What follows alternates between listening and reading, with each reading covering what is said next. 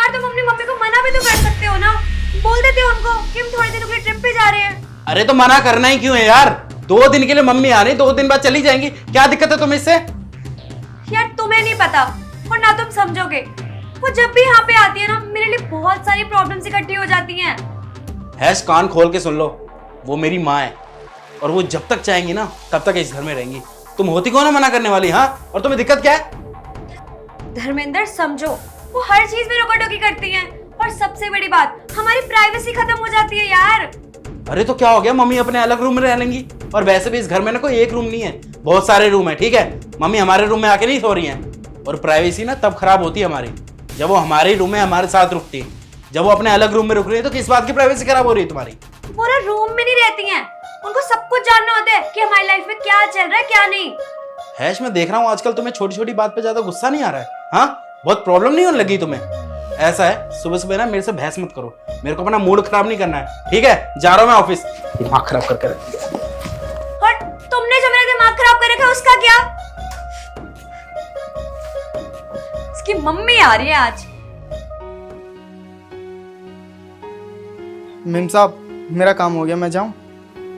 हाँ हाँ तू जा। मेम साहब वो क्या है ना, शाम को मैं काम पे नहीं आऊँगा।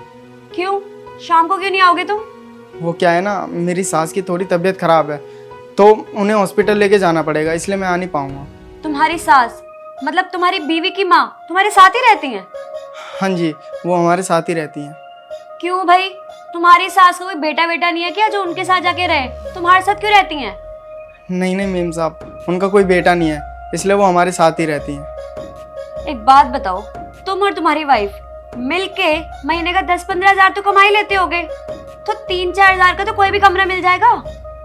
कोई कमरा ले लो और अलग रहो। क्यों इतनी टेंशन अपने सर पे ले रखी है? उनकी भी टेंशन लो, अपनी भी टेंशन लो। अलग रहोगे, सुखी रहोगे, कितनी फ्रीडम मिलेगी तुम्हें। और सोचो तुम्हारी सास कितनी रोका टोकी करती होगी तुम्हें। लेकिन मेम साहब इसमें अलग कमरा लेके रहने की क्या बात है? मेरी सास मेरे साथ नहीं रहती, हम उनके साथ रहते हैं। और मेम साहब अपनी सास को अपने साथ रखने में क्या बुराई है? आजकल के बच्चे अपने माँ बाप को घर से बाहर निकाल देते हैं, तो ये भी नहीं सोचते कि उनके माँ बाप कहाँ रहेंगे, कैसे रहेंगे। और हमारी संस्कृति तो हमें ये सिखाती है कि हमें अपने माँ बाप के साथ रहना चाहिए और उनकी इज्जत करना चाहिए। आपको पता है मेम साहब, जिस घर में माँ बाप रहते हैं ना, वो घर दुनिया का सबसे खुशहाल घर होता है।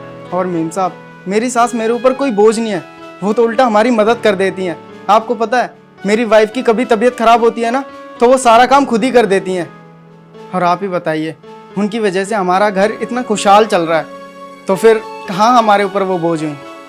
अच्छा मेम साहब, अगर मैंने आज कुछ ज़्यादा बोल दिया हो आपसे तो उसके लिए माफ़ कर देना, बाकी मैं चलता हूँ।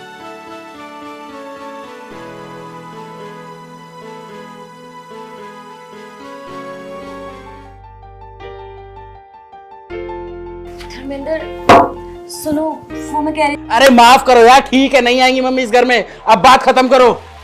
अरे धर्मेंद्र मेरी बात तो सुनो एक बार तुम। क्या बात है? बोलो, आज मैं तुम्हारी बात सुन लूं। क्या बात कहना चाहती हो? मैं ये कह रही थी कि माँ जी को फोन कर दो, आज के बाद वो हमारे साथ ही रहेंगी। क्या? सच में? हाँ।